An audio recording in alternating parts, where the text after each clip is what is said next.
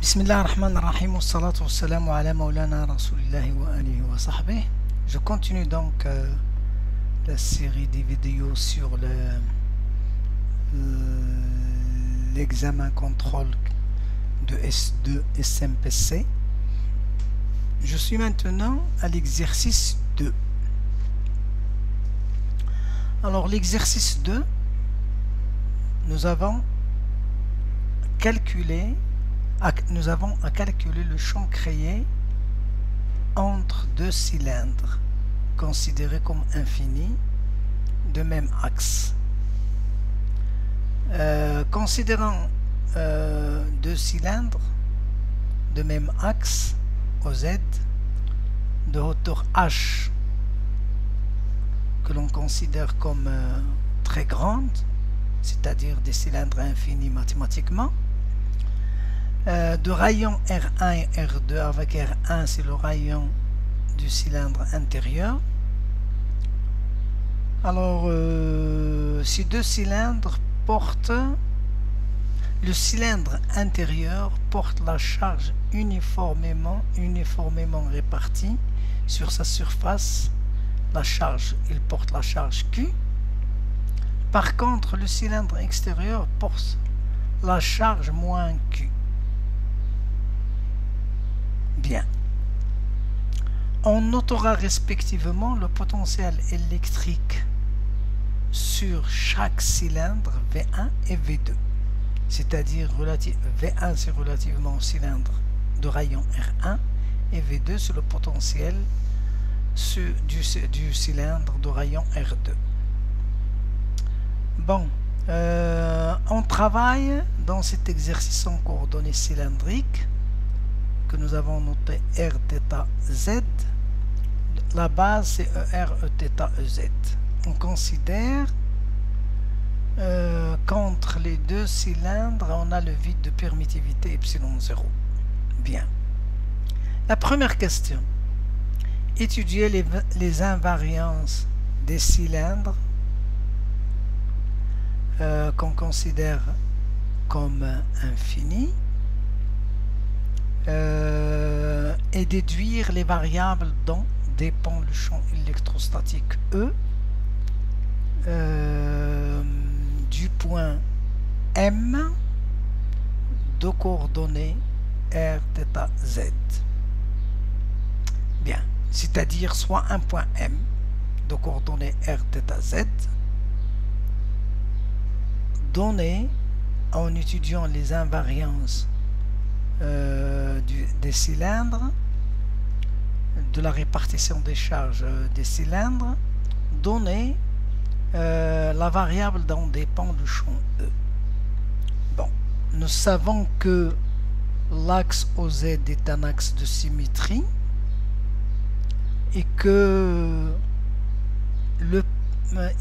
donc lorsqu'on tourne de l'angle θ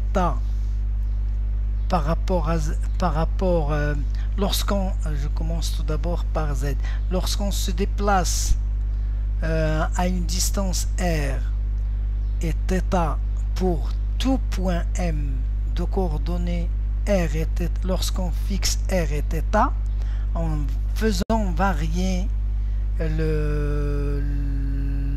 la coordonnée Z, la répartition des charges des deux cylindres reste inchangée par rapport à ce déplacement. Donc le champ E, il est le même, il ne dépend pas de Z. La même chose lorsque nous sommes lorsqu'on fixe R et Z et que l'on fait varier θ, c'est-à-dire une rotation autour de l'axe OZ, la répartition de la charge des deux cylindres est inchangée. Donc le champ E est inchangé, il est le même, il ne dépend pas de θ. Donc le champ ne dépend que de R. Bien. C'est ce que nous avons expliqué ici. bien sûr, l'explication suppose que la hauteur h est très grande, c'est-à-dire théoriquement infinie. Donc le champ E, la distribution de charge, est inchangée lorsqu'on effectue une rotation autour de OZ en fixant R sur une circonférence centrée autour de OZ, ou bien lorsqu'on se déplace latéralement sur le long de OZ. La distribution de charge elle est la même, c'est-à-dire que le champ ne dépend ni de R, ni de Z, ni de θ. Alors il ne dépend que de R, on peut écrire alors que E de M est égal à E de R. Bien. La deuxième question, on va étudier les symétries pour trouver la direction du champ électrostatique en tout point M. Alors, il est clair que pour le cylindre, le point M, ER, EZ définit un plan qui contient donc l'axe OZ et qui passe par M. Ce plan-là, avec le plan MER Eθ, c'est-à-dire le plan contenant les vecteurs ER et Eθ, c'est-à-dire un plan qui est perpendiculaire au Z, et il passe par M. Ces deux plans sont des plans de symétrie. Donc le champ en M est un champ qui est de direction la droite commune à ces deux plans. Ceci donc est admis parce que la hauteur h est supposée très grande, théoriquement infinie. Alors, donc la direction OM est la direction du champ et la direction du champ en tout point M. Alors,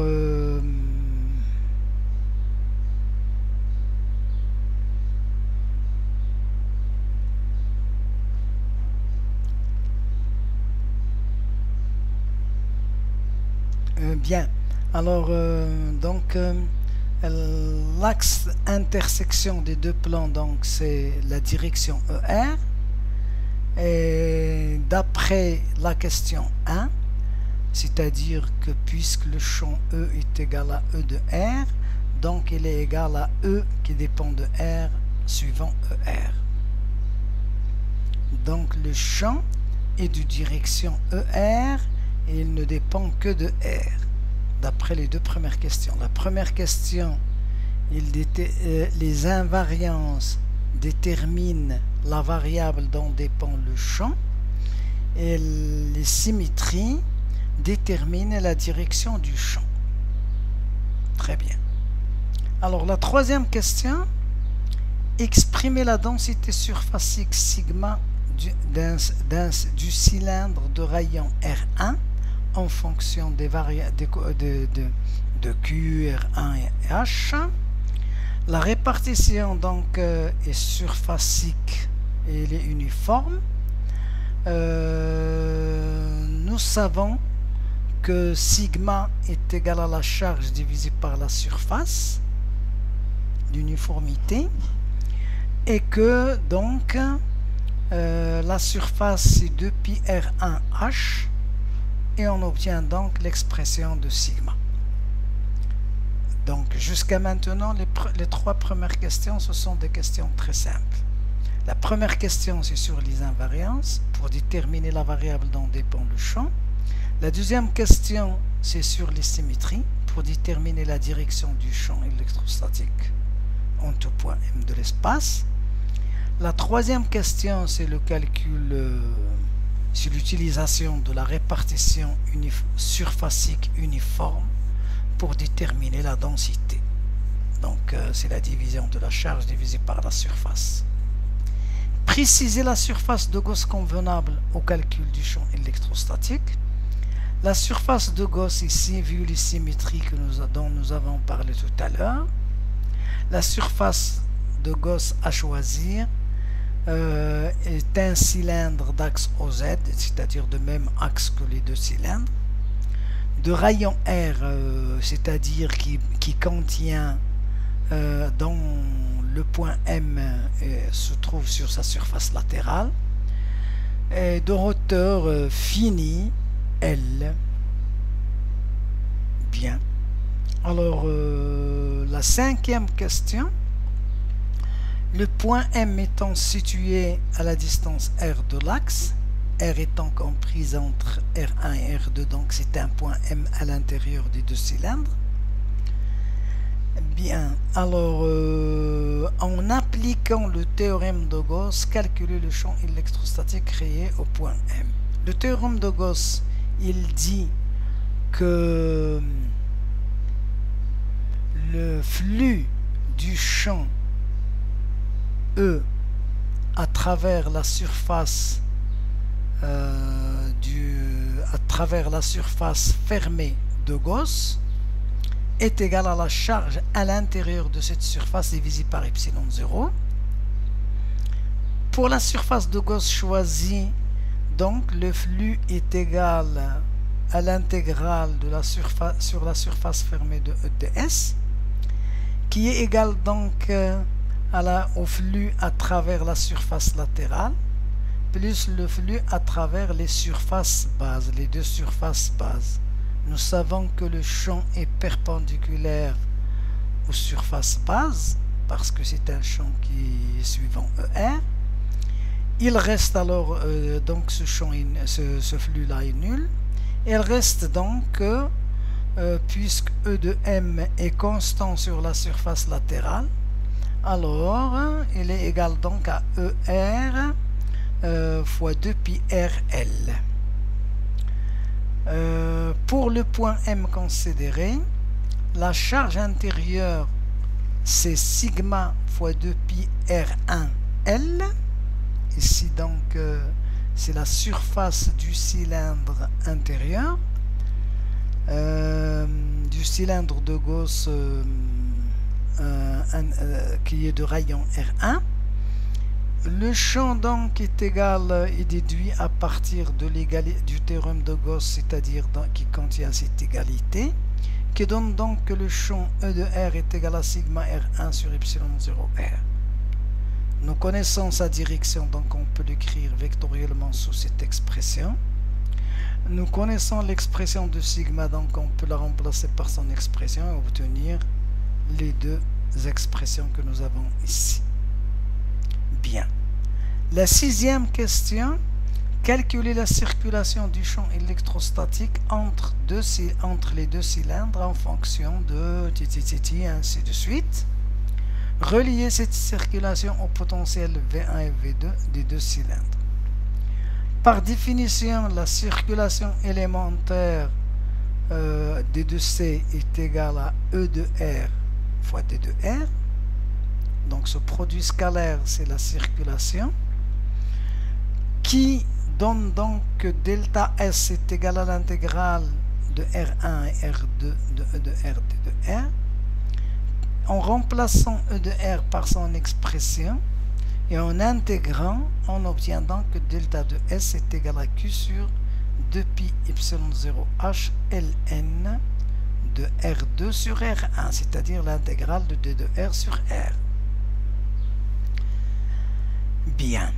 Alors, nous savons aussi que le champ électrostatique E de R est lié au potentiel V par la relation E est égal à moins gradient de V. Comme E ne dépend que de R, donc V ne dépend que de R, donc c'est moins D de V sur D de R ER, que l'on peut écrire d'ailleurs D droit, qui donne donc D de V est égal à moins E de R D de R. Et je sais que cette quantité élémentaire, c'est D de C C'est-à-dire que c'est la circulation élémentaire. La variation élémentaire du potentiel V est égale à moins la circulation du champ E. La circulation élémentaire du champ E. Donc l'intégrale ici va me donner delta moins delta de C. Je remplace moins delta par son expression et j'obtiens donc V2 moins V1. Donc on obtient ce résultat-là. Donc ici c'est très simple. Je vous remercie. Wassalamu alaikum wa rahmatullah.